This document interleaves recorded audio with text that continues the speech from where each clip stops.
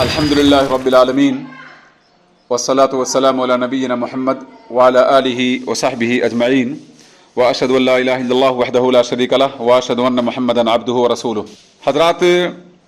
یہ بات ہر کوئی جانتا ہے کہ رمضان کا مہینہ بابرکت ہے، عبادت کا مہینہ ہے، اور رمضان میں قیام اللیل، تراویح کی نماز پڑھنا، رمضان کا قیام کرنا، شب بیداری کرنا، یہ بہت عظیم عبادت ہے۔ انشاءاللہ اس سلسلے میں میں دلائل کے روشنی میں کچھ باتیں آپ کی خدمت میں پیش کروں گا۔ اس سے پہلے میں بتانا یہ چاہتا ہوں کہ لاک ڈاؤن کی وجہ سے پوری دنیا میں جو پریشانیاں ہیں اور سوشل ڈسٹینس کا جو معاملہ ہے، وہ اسلامی حکومت کے ساتھ ساتھ ہمارے ملک کی حکومت نے بھی اس پر کافی زور دیا ہے، اور یہ رات کی جو عبادت ہے جسے صلاۃ التراویح یا قیام اللیل کہتے ہیں، اگر نبی صلی اللہ علیہ وسلم کی زندگی میں غور کیا جائے تو اس نماز کو لوگ خلوت میں، تنہائی میں، گھروں میں اور مسجدوں میں بھی پڑھتے تھے، اور اجتماعی یہ نماز نہیں تھی، بلکہ نبی صلی اللہ علیہ وسلم نے چند راتوں ہی اس نماز کو جماعت سے پڑھایا۔ ہاں، جماعت سے پڑھنے کا ثبوت ہے اور اس کی فضیلت ہے، اس کی افادیت ہے۔ جو شخص امام کے ساتھ اس نماز کو پڑھے گا اور امام کے ساتھ واپس جائے گا تو اس کے لیے پوری رات کا قیام کا ثواب ملے گا۔ یہ بات اللہ کے رسول صلی اللہ علیہ وسلم کی ثابت شدہ ہے، اس میں کوئی شک کی گنجائش نہیں ہے۔ لیکن مخصوص حالت میں، موجودہ سال میں جو وبا کرونا کے نام سے پھیلی ہوئی ہے، اس کے پیش نظر آج دنیا اس بات پر زور دے رہی ہے کہ تراویح کی نماز کو، قیام اللیل کو گھروں میں اہل خانہ کے ساتھ ادا کیا جائے۔ تو اس سلسلے میں ہماری یہ ذمہ داری بنتی ہے کہ ہم لوگ جس طرح 5 وقتہ نماز اور جمعہ اپنے گھروں میں پڑھتے ہیں، ہمیں چاہیے کہ تراویح کی نماز بھی ہم گھروں میں پڑھیں۔ ہاں، مسجدوں میں نماز کا اہتمام کیا جائے، تراویح نماز مسجد میں قائم ہو، لیکن سوشل ڈسٹینسنگ کا خیال کرتے ہوئے، یعنی جتنے لوگوں کی اجازت ہے اتنے لوگ جماعت سے نماز پڑھیں، اور باقی لوگوں سے گزارش ہے کہ وہ اپنے گھروں میں تراویح کی نماز کو پڑھنے کی کوشش کریں، کیونکہ یہ وقت کا تقاضا بھی ہے، اور چونکہ یہ نماز نفل نماز ہے، اس نماز کے لیے مسجد میں حاضر ہونا ضروری نہیں ہے، لہذا اگر ہم لوگ اس نماز کو گھر میں پڑھتے ہیں تو اس میں کوئی مذائقے اور حرج کی بات انشاءاللہ نہیں ہوگی۔ میں یہاں تفصیل نہیں دینا چاہتا، صرف بتانا یہ چاہتا ہوں کہ نماز بڑی فضیلت کی نماز ہے۔ آپ اسے گھر میں پڑھیں، آپ تنہا پڑھیں یا گھر میں جماعت کے ساتھ پڑھیں، یہ ساری شکلیں جائز آپ کے لیے ہیں، لیکن بہتر یہ ہے کہ گھر میں جماعت کا اہتمام کیا جائے۔ جو شخص قرآن کا زیادہ حافظ ہو وہ امامت کرائے، اور مرد حضرات کی صف اس کے پیچھے ہو، 2-3 لوگ جو بھی گھر میں ہوتے ہیں، اور پھر ان کے پیچھے عورتیں بھی صف لگا کر کے کھڑی ہوں۔ یہ طریقہ نبی صلی اللہ علیہ وسلم اور صحابہ کرام اور آج تک اہل علم کے ہاں ثابت ہے، اس پر عمل ہے۔ بہر صورت ہم اس نماز میں غفلت نہ برتیں، سستی نہ کریں، کسی طرح کے لیزی پن کا ثبوت نہ دیں، کیونکہ یہ نماز بڑی فضیلت کی نماز ہے۔ آئیے اس سلسلے میں چند دلائل آپ کی خدمت میں پیش کرنے کی کوشش کی جائے۔ اللہ رب العالمین کا اس سلسلے میں فرمان ہے، وَمِنَ اللَّيْلِ فَتَهَجَّدْ بِهِ نَافِلَةً لَكَ عَسَىٰ أَن يَبْعَثَكَ رَبُّكَ مَقَامًا مَحْمُودًا، سورہ اسراء آیت نمبر 79 یعنی 79۔ اس آیت میں اللہ رب العالمین نے نبی صلی اللہ علیہ وسلم کو حکم دیا کہ اے نبی، رات میں تم تہجد کا اہتمام کرو، قیام اللیل کا اہتمام کرو، یعنی رات میں اٹھ کر نماز پڑھو۔ یہ نماز تمہارے لیے نفل ہوگی، اور اس نماز کا فائدہ یہ ہوگا کہ اللہ رب العالمین تمہیں مقام محمود تک بھیج دے گا، یعنی اللہ رب العالمین اس نماز کے بدلے میں تم کو مقام محمود عطا کرے گا، اور یہ ایک بلند مقام ہے، ایک عظیم الشان مقام ہے، جنت میں ایک درجہ ہے جس کو اللہ رب العالمین نے تیار کیا ہے ہمارے نبی صلی اللہ علیہ وسلم کے لیے۔ اسی طرح سے اللہ رب العالمین کا فرمان ہے، تتجافى جنوبهم عن المضاجع يدعون ربهم خوفا وطمعا ومما رزقناهم ينفقون، سورہ سجدہ آیت نمبر 16۔ اس میں اللہ رب العالمین اپنے ان بندوں کی تعریف کیا ہے جو بندے رات میں اپنے بستروں سے، اپنے بیڈ سے الگ ہو کر کے اللہ کے لیے نماز پڑھتے ہیں، اللہ کا عطا کردہ مال اس میں خرچ کرتے ہیں۔ تو یہ اللہ رب العالمین نے تعریف کیا ہے اپنے ان بندوں کی جو لوگ رات میں اٹھ کر کے اللہ رب العالمین کی عبادت میں نفلی نماز یعنی تراویح کی نماز، قیام اللیل، رمضان میں قیام کرتے ہیں، قرآن کی تلاوت کرتے ہیں۔ ایسے لوگوں کے اللہ رب العالمین نے تعریف کیا ہے۔ تعریف کا ایک اور پہلو ہے جسے اللہ رب العالمین نے سورہ ذاریات آیت نمبر 17 میں بیان کیا، کانوا قلیلا من اللیل ما یہجعون، اللہ کے نیک اور جنتی بندے وہ لوگ ہیں جو رات میں کم سونے کی کوشش کرتے ہیں، خصوصیت کے ساتھ رمضان کی راتوں میں وہ عبادت میں ان راتوں کو گزارتے ہیں۔ میرے بھائیوں، یہ اللہ کے رسول صلی اللہ علیہ وسلم اور انبیاء کرام کے بارے میں اللہ رب العالمین کا فرمان ہے۔ آئیے ذرا اس سلسلے میں چند احادیث کو ملاحظہ کیا جائے۔ پہلی حدیث عبداللہ بن سلام رضی اللہ عنہ سے مروی ہے، اس کے الفاظ ہیں: اول ما قدم رسول اللہ صلی اللہ علیہ وسلم المدینہ انجفل الناس الیہ فکنت فی من جاءہ فلما تأملت وجهه واستبنت وعرفت ان وجهه ليس بوجه كذاب قال فكان اول ما سمعت من كلامه ان قال ايها الناس افشوا السلام واطعموا الطعام وصلوا الارحام وصلوا بالليل والناس نيام تدخلوا الجنة بسلام۔ یہ حدیث میرے بھائیوں امام ترمذی نے اس کو روایت کیا ہے اور اس کے بارے میں کہا یہ حدیث حسن اور صحیح ہے،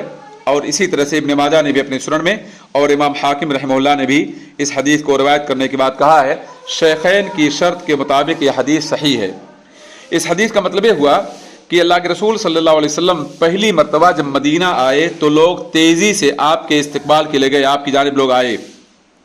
میں بھی نبی صلی اللہ علیہ وسلم کے پاس حاضر ہوا اور میں نے جب آپ کے چہرے پر غور کیا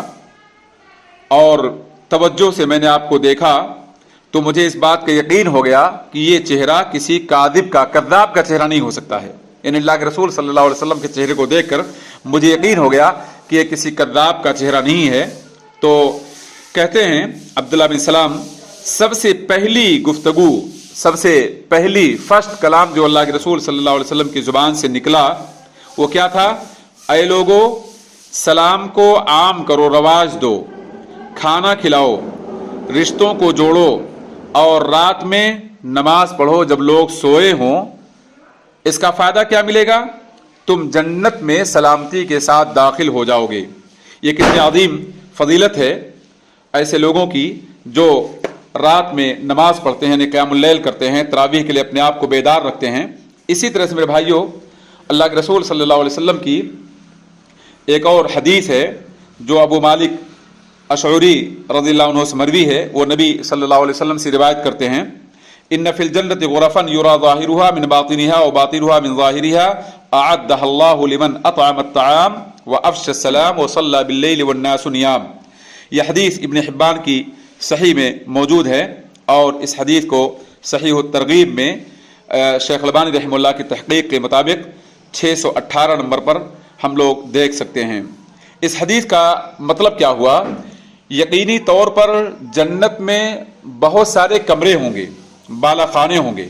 بالکنی ہوگی۔ ان بالکنیوں کا، کمروں کا جو ظاہری حصہ ہے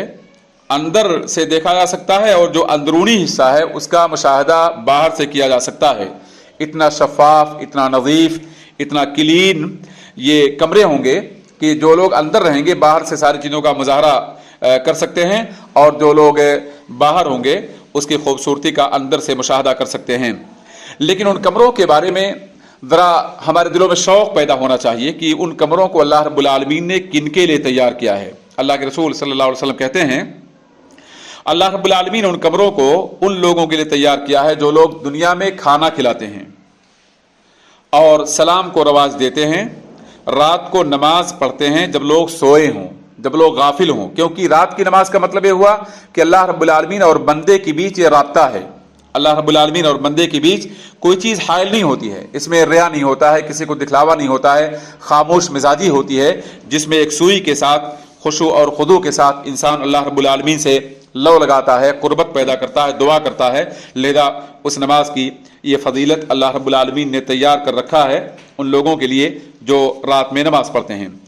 ابو امامہ باہلی رضی اللہ عنہ اللہ کے رسول صلی اللہ علیہ وسلم سے روایت کرتے ہوئے کہتے ہیں کہ علیکم بقیام اللیل فإنہ داب الصالحین قبلکم وقربۃ الی ربکم ومغفرۃ للسیئات ومنہاۃ عن الاثم۔ اس حدیث کو بھی امام ترمذی رحمہ اللہ نے کتاب الدعاء میں اور ابن ابی الدنیا نے کتاب التہجد میں اور ابن خزیمہ نے اپنے صحیح میں روایت کیا ہے، اور امام حاکم رحمہ اللہ اس کے بارے میں کہتے ہیں کہ امام بخاری رحمہ اللہ کی شرط کے مطابق یہ حدیث صحیح ہے۔ اس کا مطلب یہ ہوا تم قیام اللیل کو لازم پکڑو،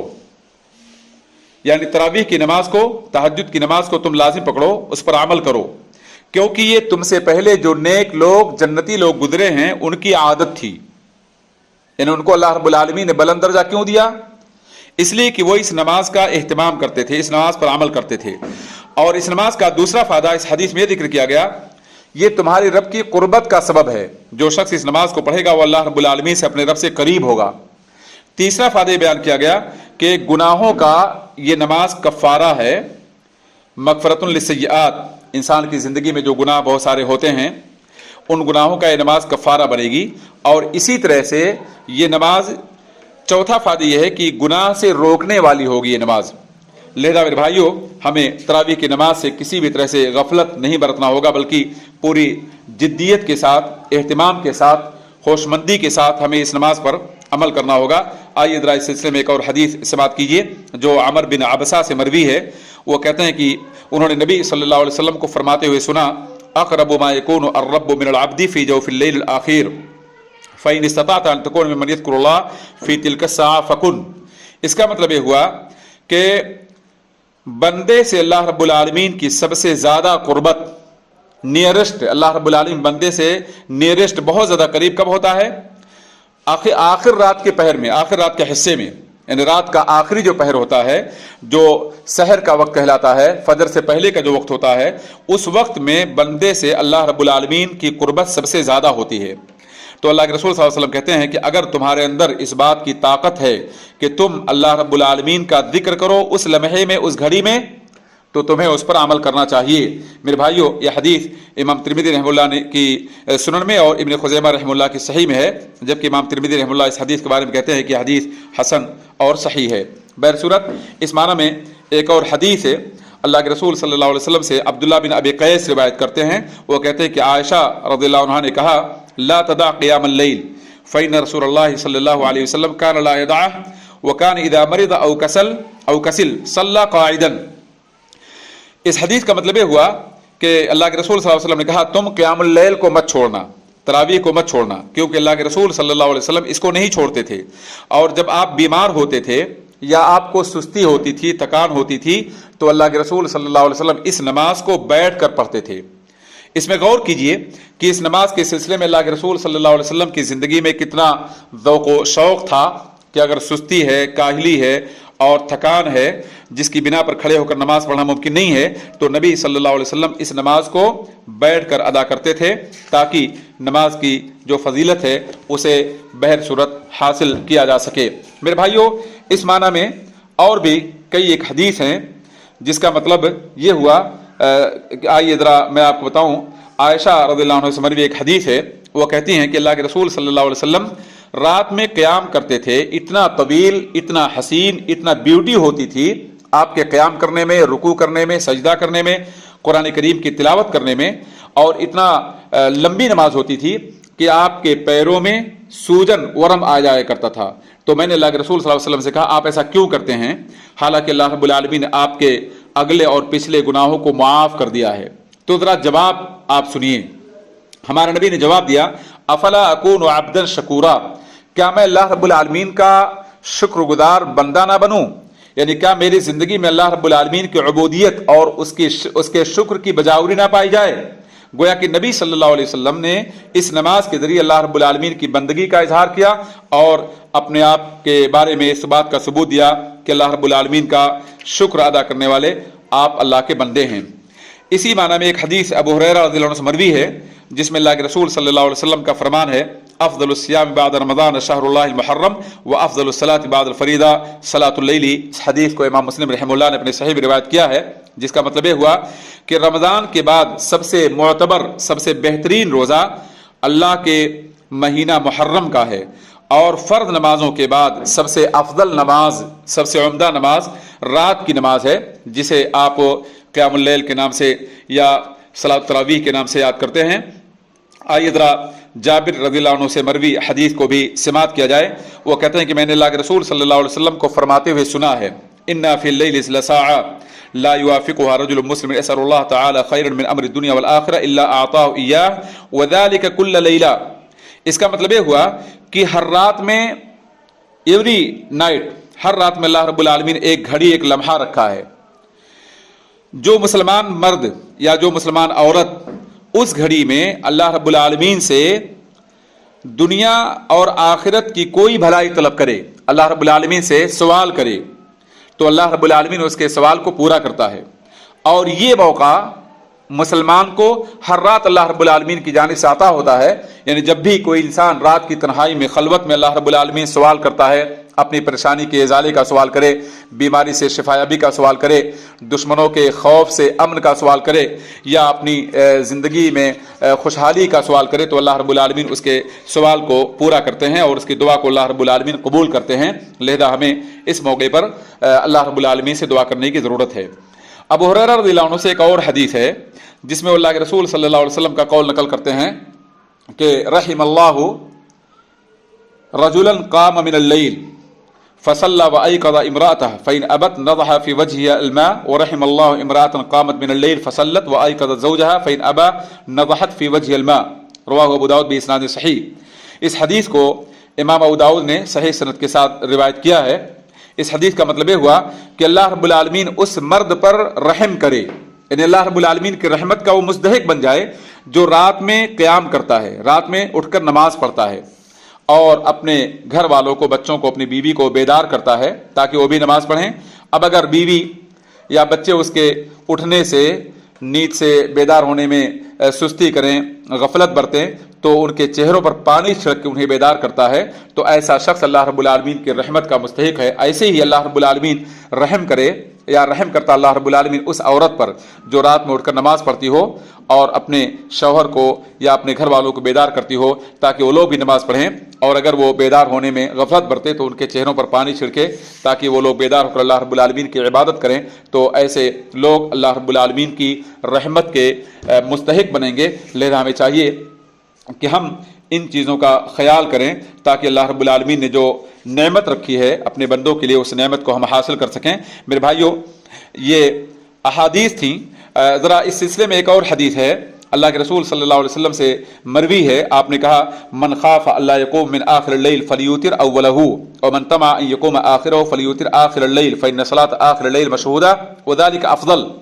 یہ حدیث میرے بھائیوں جابر بن عبداللہ سے مروی ہے، اور اس حدیث کو آپ دیکھ سکتے ہیں امام ترمذی رحمہ اللہ کی سنن میں، اور اسے السراج المنیر میں شیخ البانی رحمہ اللہ کی تحقیق کے مطابق 1453 نمبر پر بھی ہم لوگ اس کا ملاحظہ کر سکتے ہیں۔ اس کا مطلب یہ ہوا کہ جسے اس بات کا اندیشہ ہو، خوف ہو کہ وہ رات کے اخیر حصے میں اٹھ کر نماز نہیں پڑھ سکے گا، تو اسے چاہیے کہ عشاء کے بعد رات کے پہلے حصے میں نماز کو پڑھ لے، یعنی قیام اللیل کر لے۔ اور جو شخص اس بات کا لالچی ہو، جسے اس بات کی امید ہو کہ وہ آخری رات میں اٹھ جائے گا، تو اسے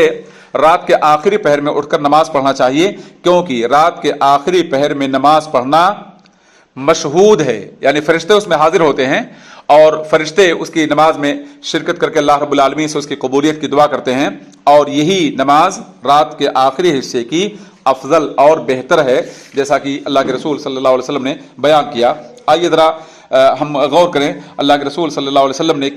کتنی عظیم فضیلت بیان کی ہمارے لیے کہ ہم لوگ اگر نیک نیتی کے ساتھ، اخلاص کے ساتھ اللہ رب العالمین کی عبادت کا ذوق رکھ کر اللہ کی عبادت اور بندگی کرنا چاہتے ہیں، لیکن کوئی چیز حائل ہو جائے، نیند غالب آ جائے، تو اللہ رب العالمین ہمارے سونے کے باوجود ہمیں کتنی بڑی فضیلت دیتا ہے اور ہم پر اللہ رب العالمین کا ایک صدقہ ہوتا ہے۔ آئیے ذرا اس سلسلے میں حدیث ملاحظہ کریں۔ ابو درداء سے مروی حدیث ہے، جو حدیث السراج المنیر کے 1425 نمبر پر دیکھی جا سکتی ہے۔ اللہ کے رسول صلی اللہ علیہ وسلم نے کہا من اتی فراشہ وهو ينوي ان يقوم يصلي من الليل فغلبته عينه حتى يصبح كتب له ما نوى وكان نومه صدقة عليه من ربه۔ جو شخص اپنے بستر پر سونے کے لیے آئے اور سونے سے پہلے اس کی نیت یہ ہے کہ وہ رات میں بیدار ہو کر قیام اللیل کرے گا، تراویح کی نماز پڑھے گا، تو اور پھر اس کی نیند غالب آ گئی، اس کی آنکھ غالب آ گئی، یہاں تک کہ وہ صبح تک سوتا رہ گیا، تو اللہ کے رسول صلی اللہ علیہ وسلم کہتے ہیں اس کی نیت کے مطابق اللہ رب العالمین اس کو ثواب دے گا، اور اس کا سونا اس کی نیند کا غالب آ جانا اس کے رب کی جانب سے اس بندے پر صدقہ ہوگا۔ یعنی کتنی عظیم فضیلت ہے کہ انسان اگر اپنے نیت میں سچا ہے، اپنے نیت میں مخلص ہے، اور یہ سوچتا ہے کہ میں رات میں اٹھ کر نماز پڑھوں گا لیکن نیند اس کی غالب آ گئی اور نہیں اٹھ سکا، تو ایسے شخص کو اللہ رب العالمین اجر دے گا گویا کہ وہ نماز میں تھا اور اس کی نیند یہ اس کے لیے صدقہ مانی جائے گی۔ آئیے ذرا آخری حدیث اس سلسلے میں آج کے درس میں آپ کو پیش کروں۔ اللہ کے رسول صلی اللہ علیہ وسلم سے ابن عمر روایت کرتے ہیں، من قام بعشر آیات لم یکتب من الغافلین ومن قام ب100 آیہ کتب من القانتین ومن قام ب1000 آیہ کتب من المقنطرین۔ اس حدیث کو